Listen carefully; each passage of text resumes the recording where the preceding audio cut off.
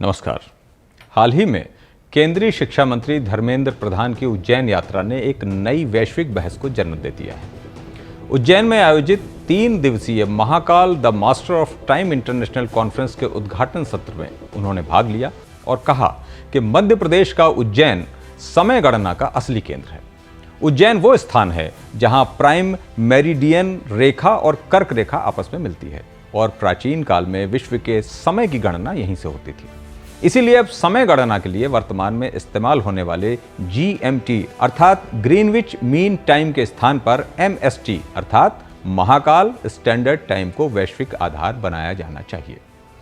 धर्मेंद्र प्रधान के इस वक्तव्य के बाद सोशल मीडिया में लोगों की राय बंट गई है।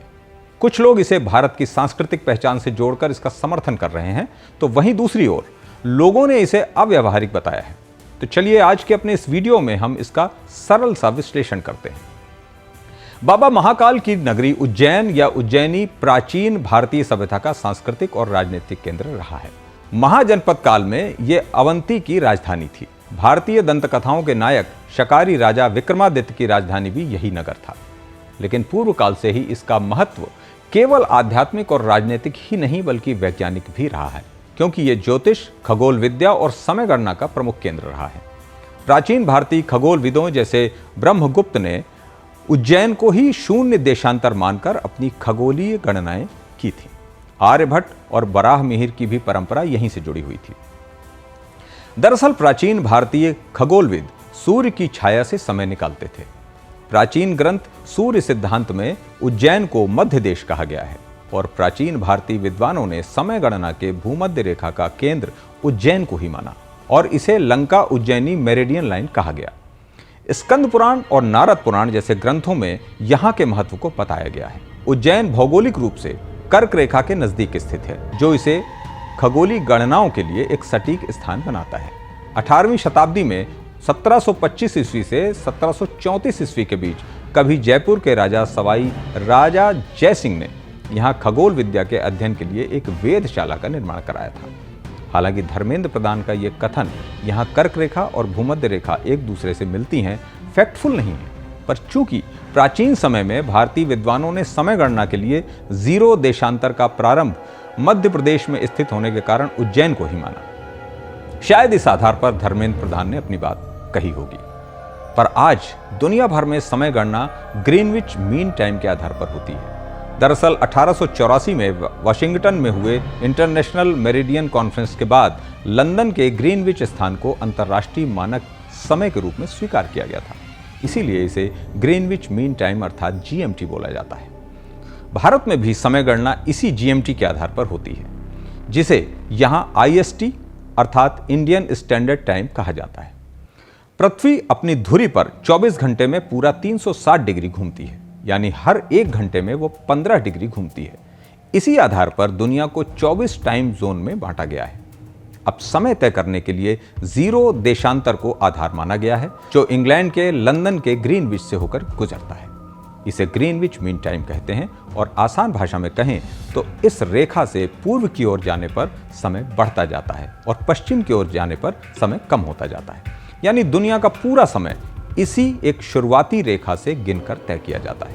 ऐसे में इसे बदलकर उज्जैन को केंद्र बनाकर महाकाल टाइम का प्रस्ताव एक चुनौतीपूर्ण कार्य है। इसके लिए दुनिया के 195 देशों और ITU अर्थात अंतर्राष्ट्रीय दूर संचार संघ जैसे वैश्विक संगठनों की सर्वसम्मति की भी आवश्यकता होगी, जो व्यवहारिक रूप से होना कठिन कार्य है। इसके साथ ही इसमें कई तकनीकी कठिनाइयों का सामना करना पड़ेगा, जैसे आज का पूरा वैश्विक तंत्र, चाहे वो GPS हो या इंटरनेट हो या एविएशन सिस्टम हो, सब UTC अर्थात यूनिवर्सल टाइम कोऑर्डिनेट पर आधारित है। इसे बदलने का अर्थ है पूरी दुनिया के डिजिटल डेटाबेस और नक्शों को फिर से बनाना, जो तकनीकी रूप से अत्यंत कठिन कार्य है और संभव नहीं है। लेकिन इसके साथ ही सोशल मीडिया में एक और बहस भी शुरू हो गई है। क्या भारत को 1 से अधिक टाइम जोन की आवश्यकता है? दरअसल भारत पूर्व में अरुणाचल प्रदेश से लेकर पश्चिम में गुजरात तक लगभग 29 डिग्री देशांतर में फैला हुआ है। इसे आसान भाषा में समझें तो इसका मतलब है कि अरुणाचल प्रदेश और गुजरात के बीच सूर्योदय और सूर्यास्त के समय में लगभग 2 घंटे का अंतर होता है। आज़ादी से पूर्व 19वीं शताब्दी में भारत में 3 टाइम जोन मुंबई, कलकत्ता और मद्रास हुआ करते थे। लेकिन 1905 में कर्जन के शासनकाल में यह निर्णय लिया गया कि पूरे ब्रिटिश भारत के लिए एक स्टैंडर्ड टाइम तय किया जाए। इसी प्रक्रिया से आगे चलकर बना इंडियन स्टैंडर्ड टाइम यानी IST। आधिकारिक रूप से 1906 में लागू हुआ और इसे मिर्जापुर के पास ग्रीनविच से 82.5 डिग्री पूर्व में मेरिडियन चुना गया और भारत को एक टाइम पर लाने की प्रक्रिया शुरू की गई। आज़ादी के बाद राष्ट्रीय एकता, अखंडता और प्रशासनिक व्यवस्था के लिए केवल एक ही टाइम स्टैंडर्ड UTC प्लस 5.5 घंटे को पूरे देश में लागू कर दिया गया। लेकिन यह व्यवहारिक नहीं है, क्योंकि भारत के पूर्व और पश्चिम में समय का अंतर है। देश में समय, माप और मानकों को तय करने वाली प्रमुख वैज्ञानिक संस्था CSIR NPL के सुझाव के अनुसार यदि भारत को 2 टाइम जोन IST1 और IST2 में बांटा जाए तो हर साल लगभग 2.7 अरब यूनिट बिजली की बचत भी हो सकती है और सिर्फ बिजली ही नहीं बल्कि उत्पादकता पर भी सकारात्मक प्रभाव पड़ सकता है। कैसे, आइए समझते हैं। दरअसल उत्तर पूर्वी राज्यों, उदाहरण स्वरूप हम अरुणाचल प्रदेश को लेते हैं, यहाँ सूर्योदय जल्दी हो जाता है, लेकिन स्टैंडर्ड टाइम पूरे देश में एक ही होने के कारण वहाँ की घड़ी उतनी देर वही समय दिखाती है जो देश के बाकी हिस्सों में दिखाती है। इसीलिए उजाला जल्दी होने के बाद भी वहाँ कामकाज थोड़ा देर से प्रारंभ होता है, मतलब कार्यालय देरी से खुलते हैं, क्योंकि भले ही अरुणाचल में सूरज जल्दी निकलने पर टाइम देश के अन्य हिस्सों की ही तरह यही माना जाएगा। तो इस अनियमितता की वजह से पूर्वोत्तर में दिन के उजाले का सही उपयोग नहीं हो पाता और इससे कहीं ना कहीं प्रोडक्टिविटी भी प्रभावित होती है। और जैसे हमने पहले भी NPL के अनुसार बताया, सबसे बड़ा फायदा होगा ऊर्जा की बचत। कैसे, इसे भी आइए समझते हैं। अब मान लीजिए पूरे देश की ही तरह अरुणाचल में दफ्तर सुबह 10 बजे खुलता है और रात 8 बजे बंद होता है, लेकिन वहां सूर्योदय और सूर्यास्त दोनों ही जल्दी होते हैं। ऐसी स्थिति में जब वहां दफ्तर खुलता है तो आधा दिन बीत चुका होता है और शाम को अंधेरा जल्दी हो जाता है। अब यदि उसी स्थान के सूर्योदय और सूर्यास्त के हिसाब से इस समय को तय किया जाए तो लगभग दोपहर 12 बजे से रात 10 बजे जैसा समय प्रतीत होगा, क्योंकि सूर्य तो मशीन के हिसाब से नहीं चलेगा।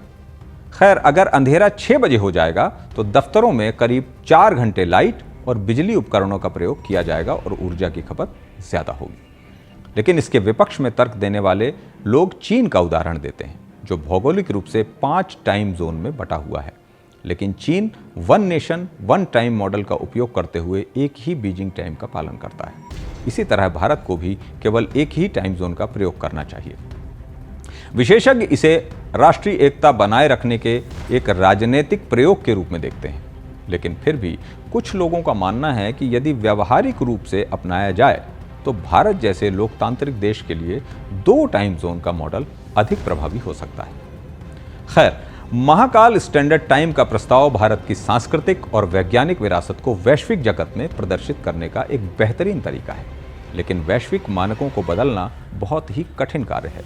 हाँ, ये जरूर किया जा सकता है कि सरकार योग की ही तरह यूनेस्को के माध्यम से उज्जैन को एक प्राचीन खगोल शास्त्रीय केंद्र के रूप में अंतर्राष्ट्रीय स्तर पर पहचान दिलाने का प्रयास करे।